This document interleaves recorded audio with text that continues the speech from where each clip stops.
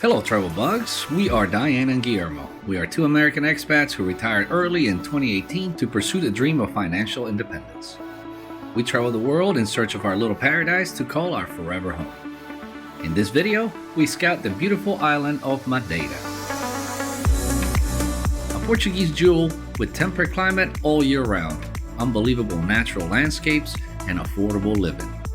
Join us in this unique adventure to learn its history, the many things to do, best neighborhoods to live in, and more. Find out why Madeira is so popular among expats claiming to be their paradise for both city and island style living. Can Madeira be our little paradise to call home? Watch until the end of the video for our final thoughts.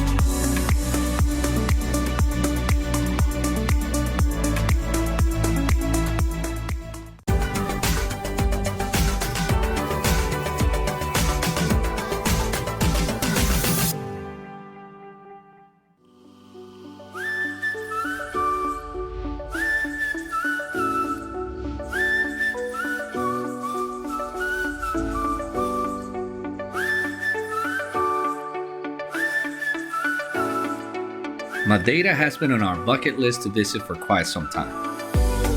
We never considered living on an island before, but the buzz about Madeira being an autonomous region with its own resources and large infrastructure got us wondering about a possibility not only for a vacation getaway, but possibly a place to live in.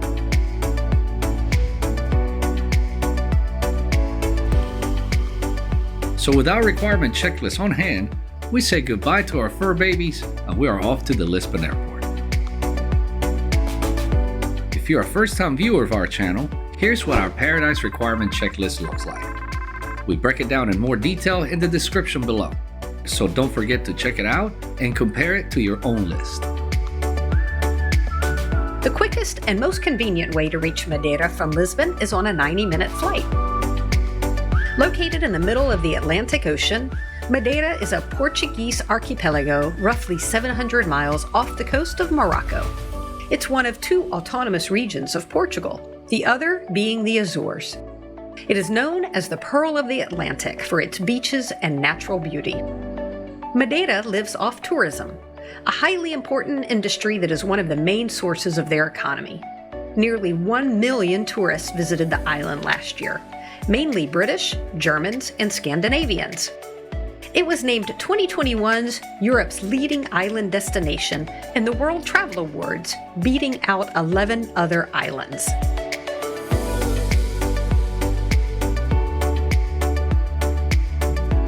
As we approach Madeira, the Cristiano Ronaldo International Airport is known for its dangerous landing conditions. The challenges of the high crosswinds, mountain waves, and a narrow runway bring out the best in pilots. As a matter of fact, flight crews have to take extra training to land here. We felt the winds for sure, but it ended up being a decent landing.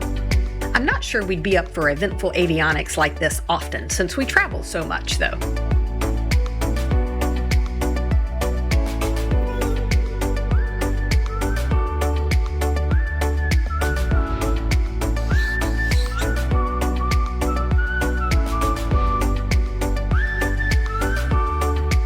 We have rented a car using discovercars.com.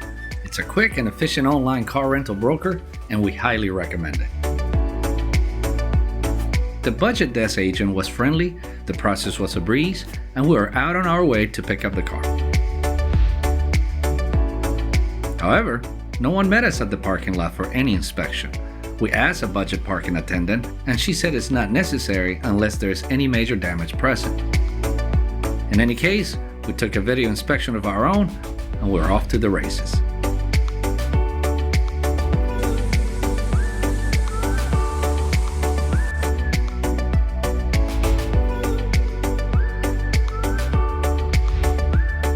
Madeira has a very good road system that connects all parts of the island through a network of fast roads and tunnels. It usually takes around 4 hours to drive around the entire island, depending on weather, traffic, and road conditions, of course. Yes, we heard that there are traffic jams here, but not as bad as Lisbon.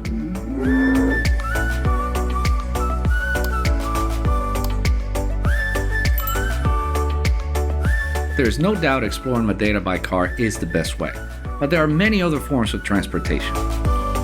There is an excellent, inexpensive bus network all over the island. 7 cable car locations connecting you to the highest areas with amazing views.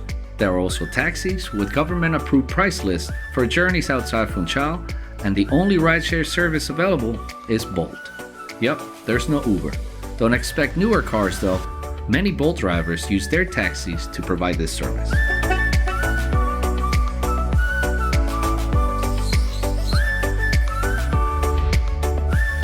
We stayed at the Hotel Magnolia Hotel, only 12 minutes away from the airport and close to the main Avenida do Mar.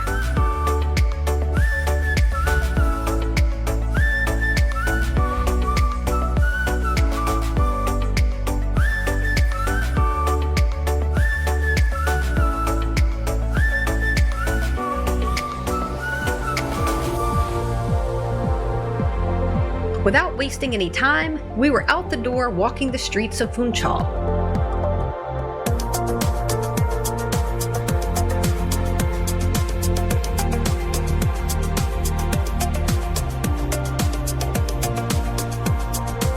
It's crazy how super developed this island is. There are large apartment buildings, luxury resorts, grocery stores, clean wide streets, over 1,000 restaurants, and plenty of entertainment for every taste.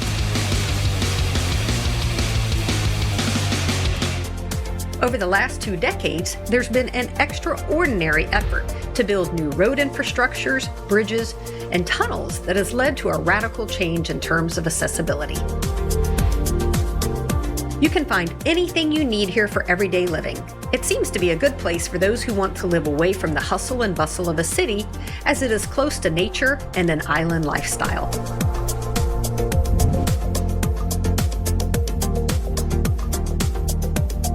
On the other hand, if you are into the active nightlife, you will find something here too. It's not the same as Lisbon or Porto, but it's not bad, especially here in Funchal.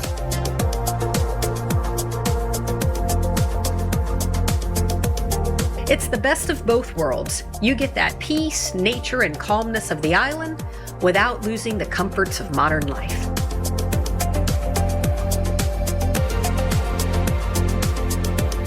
In the heart of the capital, their famous farmers market, Mercado dos Lavradores, has the best that the island has to offer. The freshest and most exotic fruits, vegetables, and lush flowers from the Atlantic Garden, as Madeira is often called. Sadly, it is very expensive, with much higher prices than other local markets nearby. Walking around downtown, the promenade is easy and mostly flat. But if you really want to enjoy the full Madeira experience and explore nature, you will need a car. That's something that is not in our plans for the near future, wherever we choose to live. Yes, there are many inexpensive transportation options, but the cost can eventually add up.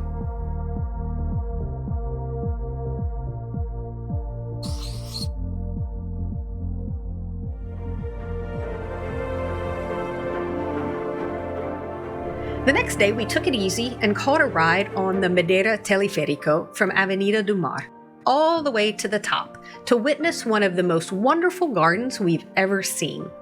But first, let's admire the views on the way up.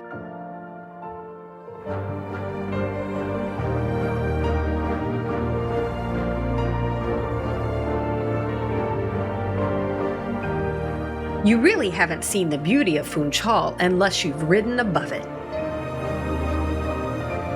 The rustic red roofs, the flourishing nature, and the ocean backdrop. It really is spectacular.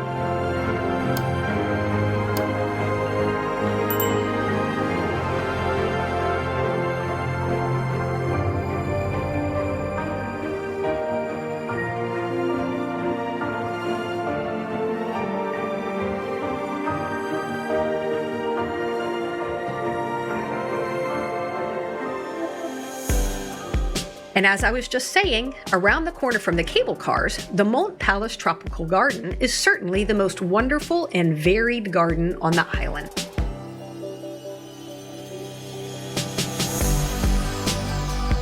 Inside, you find 2 authentic Oriental gardens, one Chinese and one Japanese, with references to the Age of Discovery that took Portuguese adventurers to both countries.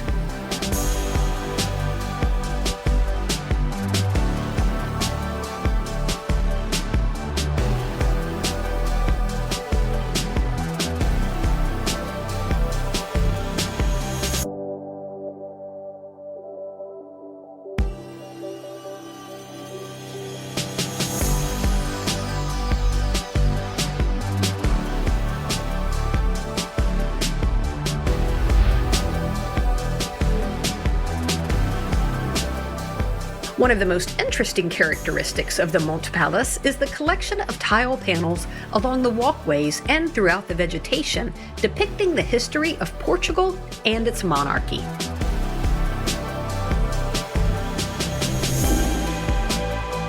This is the perfect place for a stroll, admiring cascades, sculptures, and exotic plants from all over the world.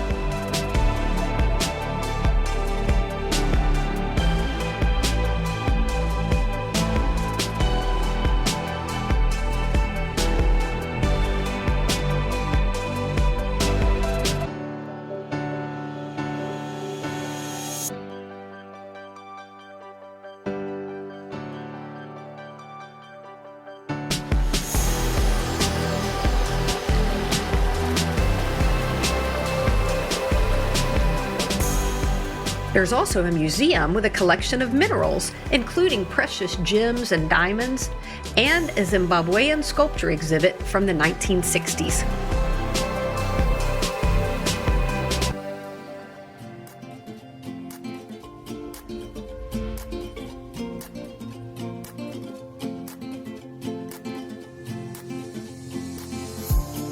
After a couple of hours of relaxation and clearing the mind, who wouldn't want to experience sliding at high speeds on narrow winding streets without mechanical brakes? The famous toboggans, typical in Madeira. In the 19th century, they were the primary use for public transportation, and now they entertain the visitors.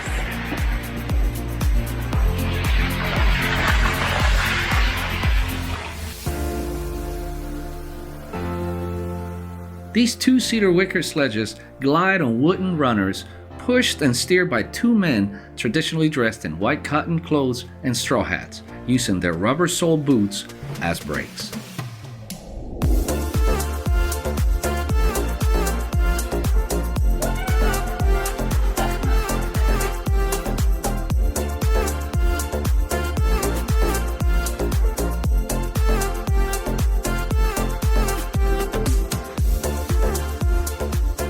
The downhill journey took 10 minutes on a total course of 1.2 miles, reaching at times speeds of almost 30 miles per hour. Adventurous, yet safe, an old-fashioned toboggan ride is a great way to end your day.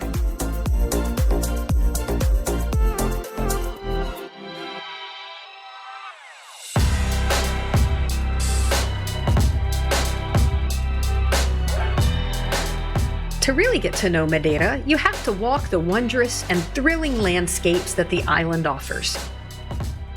To do this, you start with walking a man-made network of trails or footpaths alongside a watercourse called a lavada.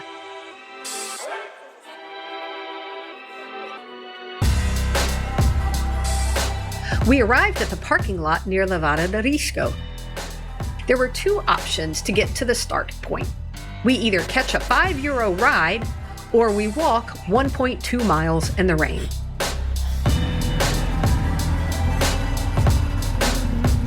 Before you start, make sure you stop at the cafe for a good bite to eat. Lavadas are aqueducts used for agricultural irrigation. They gather the water of mountain streams, and during rainy periods, they supply water to the southern parts of the island.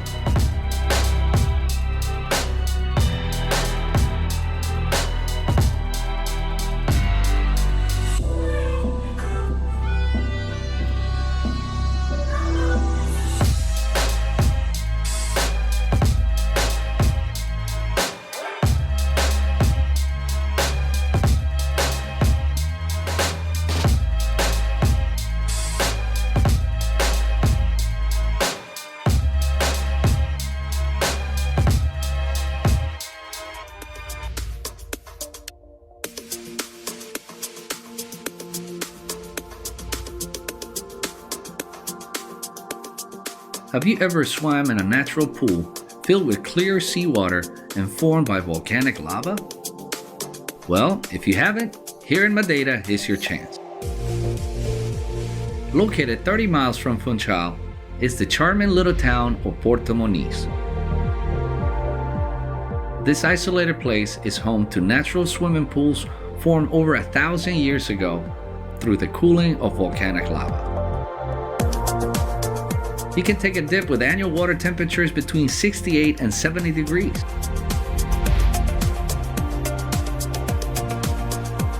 So what the heck? I jumped in first and Diane followed soon after.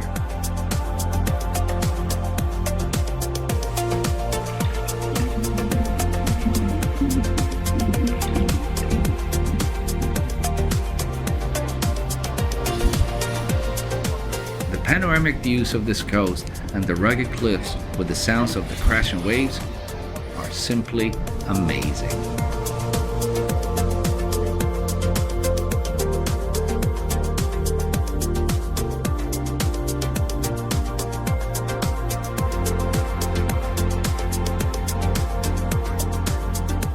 We recommend the Cachalote restaurant. The service and ocean views were superb, and the salmon was to die for.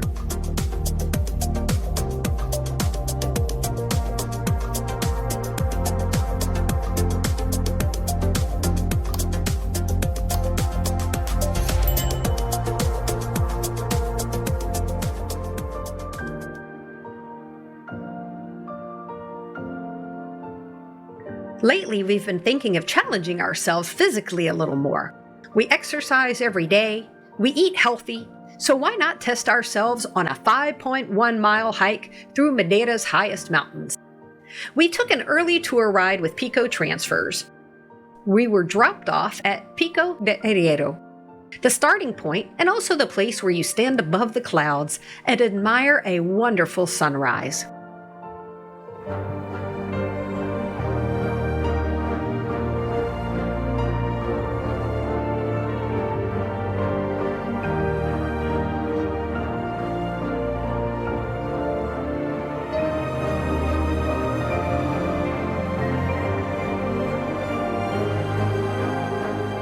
The weather up there was foggy and a bit cold at 8 in the morning, but once we started the hike, the fog cleared within the hour.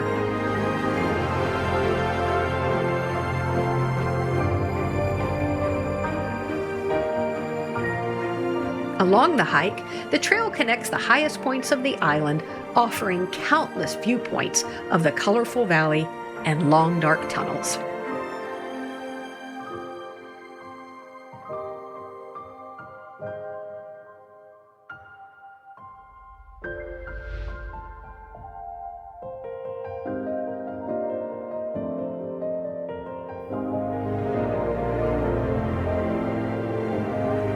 It feels like being in another world.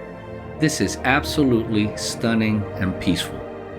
No wonder it's the #1 attraction in Madeira. Many even claim this is one of the best hikes in the world.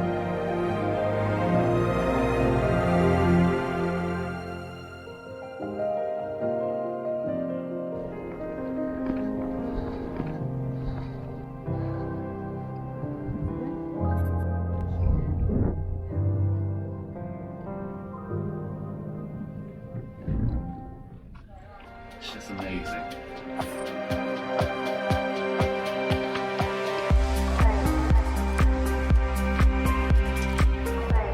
I had plans to fly my drone and capture cool footage, but we only had about 4.5 hours to finish the entire hike until pickup time from the parking lot in Achado do Teixeira.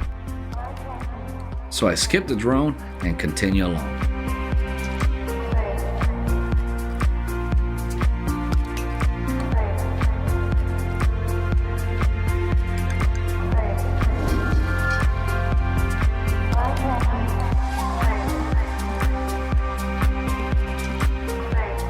We made our way down this long staircase.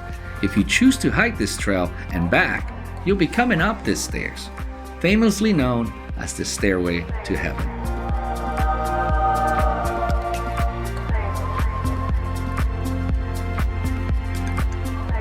We just realized we can see where we started from. the dome. This view. The actual climb towards Pico Arriba started 2 hours into the hike. My calves and quads began to feel the work.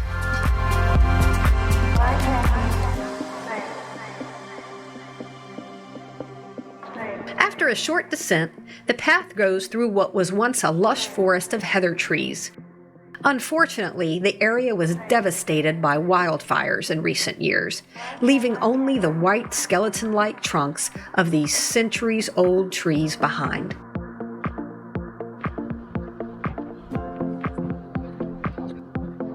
It is a pleasant trail with its challenges, but completely doable even for a beginner hiker. I thought we had plenty of time to complete it, but we stopped too many times along the way for breaks and photos. So here we are at the cafe. It's been quite the hike up. It is 11:40 now, and there's still half a kilometer to get to the top of Pico Arriba. But I think we're gonna have to call it quits because we have to meet our transfer, and it'll take us another hour to get to Teixada, where we have to meet him at. So another day. Another trip. Another trip. It's okay. It's a good reason to come back and tackle it again. We had a blast, and it's something we will never forget. You don't get to stand above the clouds every day. With a few minutes to spare, we stopped by the restaurant for a quick local beer and a typical poncha, an orange juice-based drink with brandy cane sugar and honey. They were refreshing and super tasty. We also tried the Little Nikita later that day, another traditional Madeiran drink. But unfortunately, it wasn't as good as the poncha.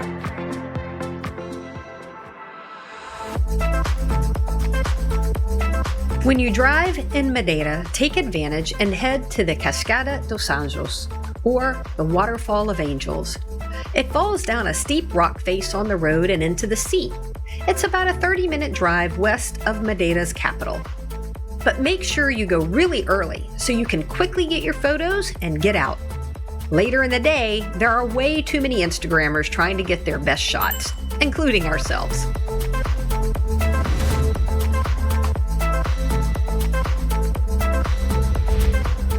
And definitely drive to any of the viewing points around the island, like the Miradouro Cabo Geral, sitting 1,900 feet above the ocean.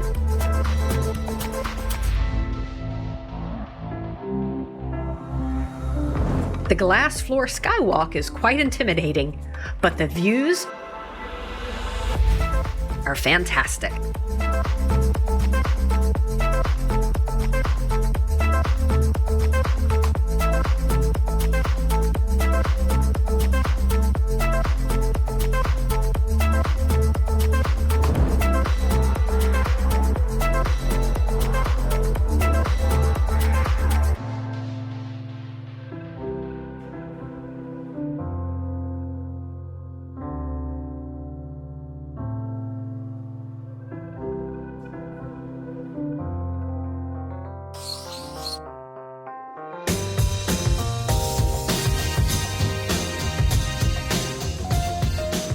We visited Madeira in September, and the weather was super nice. Early spring and autumn are the best times of the year to visit, as the weather is still wonderful without the crowd. Madeira has a warm and temperate climate and pleasant days throughout the year. Temperatures range from 68 to 86 degrees in the summer and around 63 degrees in the winter. April to June and November to December are the seasons with the most rain, but brief showers occur throughout the year, keeping the island lush and green.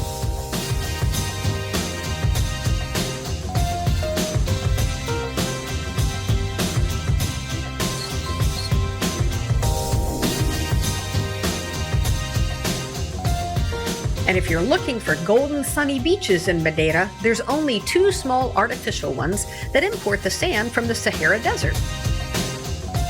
The majority of natural shorelines are full of gray pebbles and black basalt stones. For the locals, this is a blessing in disguise. The lack of sandy golden beaches prevents Madeira from being overrun by hotel developments like in the Canary Islands. They like to preserve the mountainous and rugged coastlines and hidden villages. I thought it was going to be cold, but it's super nice. Refreshing. Yeah. I wouldn't say warm, but refreshing. Madeirans actually like to spend their beach relaxing time on the nearest island of Porto Santo, 2 hours from Funchal by ferry.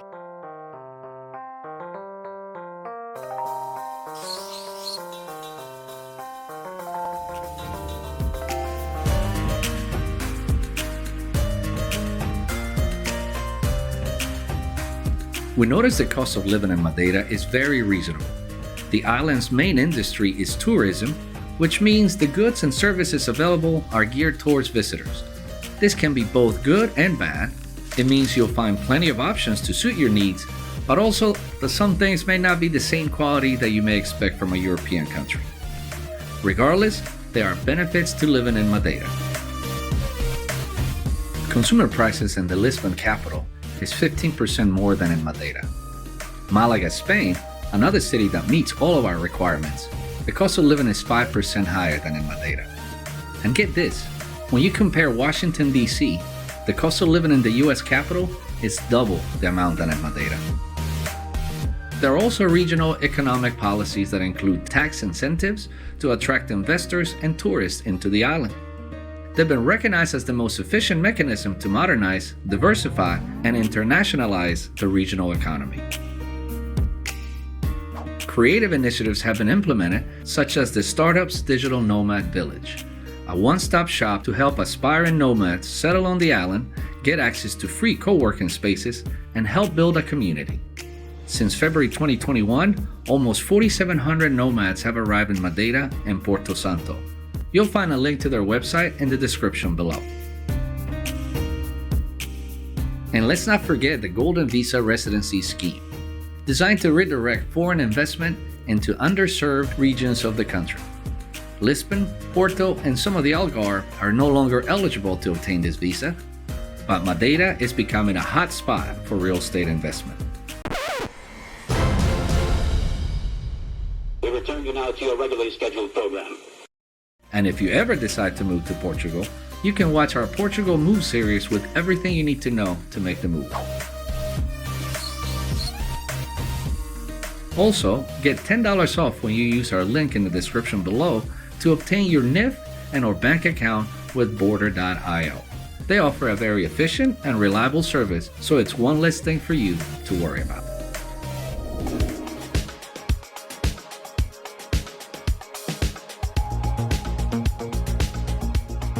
The healthcare system in Portugal consists of 3 entities: the National Health Service, health subsystems for certain occupations, and voluntary private health insurance.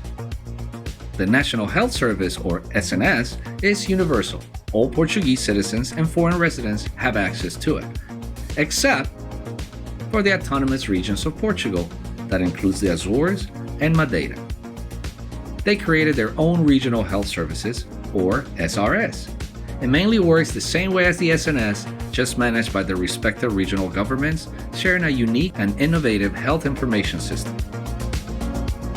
Although the Portuguese Public Health Service is recognized for its quality and free use, we prefer faster and more targeted care, so we use Alliance as our private health insurance, which also covers us during our travel.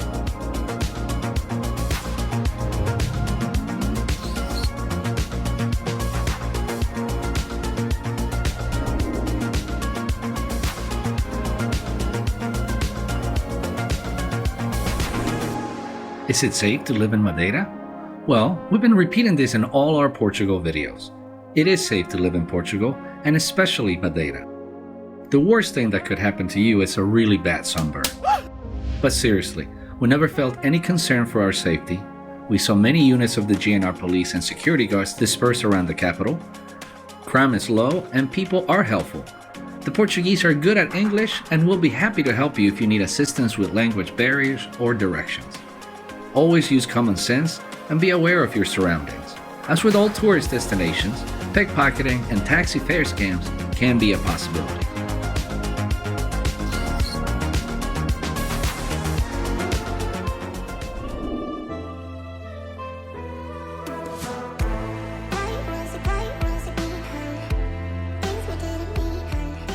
There are a lot of nice homes of different styles throughout Madeira. You can still find affordable property all over the island. Funchal is the most expensive destination, but with the biggest rental and resale potential.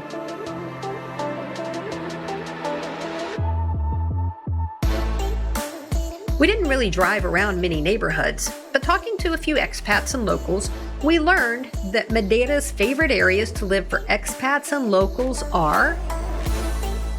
Monte has a British influence. Many of the British-owned quintas or farm manors were bought and have long served as popular hotels here. São Pedro has great value within easy distance to the city center, but you have to deal with some steep hills.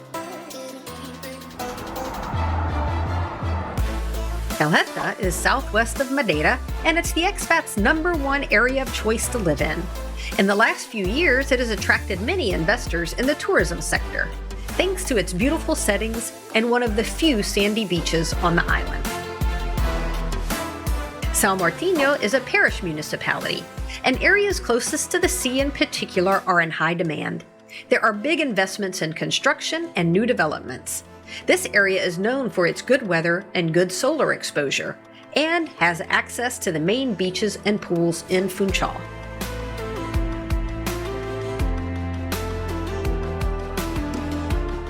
The village of Ponta do Sol, the home of the famous digital nomad village, is only a 30-minute drive from Funchal and is the sunniest place on the island. There are many home renovations taking place here, and it's quickly becoming a trendy spot for digital nomads.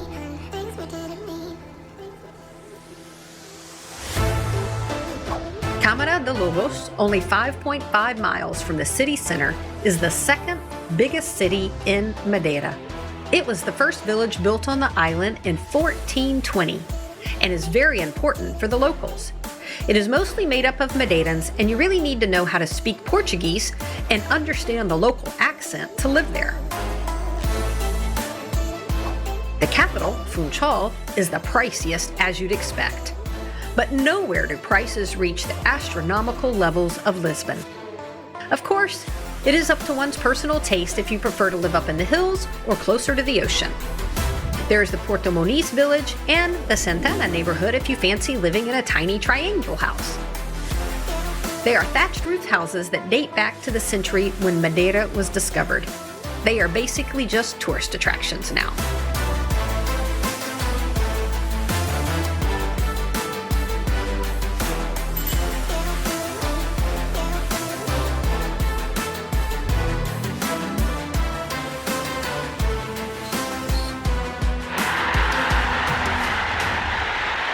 Wait a minute, not so fast. Madeira does meet all 10 of our requirements for a true paradise, but there are a few caveats that we need to explain. But first, we'd like to thank you for watching our videos. We've had a good number of new subscribers, and we're rapidly approaching the 10,000 subscriber count. Thank you for watching. If you're a first-time viewer and find this content helpful, it would really mean a lot to us if you hit that like button to help us spread it to many more people. So, the beautiful island of Madeira. Wow, what a treat. We were pleasantly surprised with the magical terrain and peace of the island. No wonder so many people talk about it and choose it as a home or vacation spot at least. We've been to few islands before, but this one is the most developed in terms of fast road infrastructure and tunnels. The high internet speeds and the Digital Nomads Village project attracted many foreigners of all ages. We love the nature and outdoor activities. It's worth visiting the island just for these reasons alone. It's considered to have the best weather year-round in the world, and it was certainly wonderful when we were there. But in the end, we're city people at heart. Yeah, starting with the arrival to Madeira. The airport is definitely close to the capital, Funchal. There is easy access to and from it with good public transport. But the landing on that runway, whoa baby Jesus. The plane was shaking and dipping as we approached the island. It was pretty bad. I did not like it one bit. We've seen many examples of how challenging it is for pilots, and we're so glad that they're required to have extra training to land there. With the amount of travel that we do, my blood pressure wouldn't be able to take it on a regular basis. I think I almost crushed your hand while I was holding it during the way down. Yeah, and having to fly in and out limits us being able to travel to other cities and countries by car, bus, or train, even bringing the dogs along with us, as we don't want to fly them since they can't go in the cabin. And I really did try to picture myself living there, and just kept thinking, could we live on an island? Walking around Funchal is easy to do. It's pretty much flat in the capital. But to enjoy Madeira to its fullest, you would really need a car. And we don't want one. And even if we did get a car, there are so many windy roads and steep hills. We saw many drivers having a very hard time driving stick shifts up the hills. We actually saw a Portuguese local take over the wheel to drive the car over a hump. It was pretty funny, and it actually happens pretty often. And we noticed the buses are not always on time. They can be iffy and slow. They don't have a lot of access to the entire island, and the cable cars, although really cool to ride for the views, are rather expensive if anyone wants to use them often. One of my biggest surprises was the lack of real sand beaches. I always picture myself dipping my toes in the golden sands, away from crowds. A little margarita. And taking relaxing swims along the ocean shores. But not in Madeira. The 2 artificial beaches with sand are tiny, and they get easily crowded during high season. I can't get over the sharp rocks, the pebbles, the pounding waves on most of the island. But on the positive side, the ocean temperature was especially nice compared to Lisbon. It definitely was. And it was impressive to learn about the different initiatives being developed to attract foreign investments and create new jobs on the island. These include the digital nomad village becoming very popular among remote workers, especially when it comes down to the golden visa application. Or does it? Well, as of February 17th, 2023, the Portugal government announced that they were closing the Golden Visa program, so foreigners can no longer obtain residency by investment anywhere in the country. They are also no longer approving new licenses for Airbnbs. All of this to help control escalating rental and sales prices. Yeah. But we also read that Madeira and the Azores may still be eligible since they're both autonomous regions, but it looks like it's a countrywide decision. So overall, Madeira was a sweet surprise. There's no question that it's a great place to live. You can choose if you want to live a quiet life close to nature, or spend time among the tourists in the city center with lots of restaurants, bars, and clubs. It has a safe environment with a low cost of living and a good expat presence. Yeah. The people are friendly and welcoming, and most everyone speaks English. The medical care system is excellent, and there are good private health insurance plans available if you need them. We just don't see ourselves living on an island at this time in our lives. Not only for the reasons we mentioned, but because we're really loving the city activities in Lisbon right now, and also strongly considering Malaga, Spain for a forever home. If you want to see why, check out our videos on each of these cities. There are plenty of activities throughout the year in Madeira, especially the spectacular fireworks display all around the island on New Year's Eve. I can see us doing that as a new tradition every year. And who knows, we may fall in love with Madeira and change our minds about living there eventually. Would you live in Madeira, or would it be your vacation getaway? Let us know in the comments below. We hope you enjoyed Madeira through this video. We had a blast making it. Stay tuned for the next video. We will be seeking paradise in the 3rd largest Portuguese city, Braga. We will also be working on another video project, a little different than usual, where we talk about our early retirement strategies and how we got here. Thanks for watching!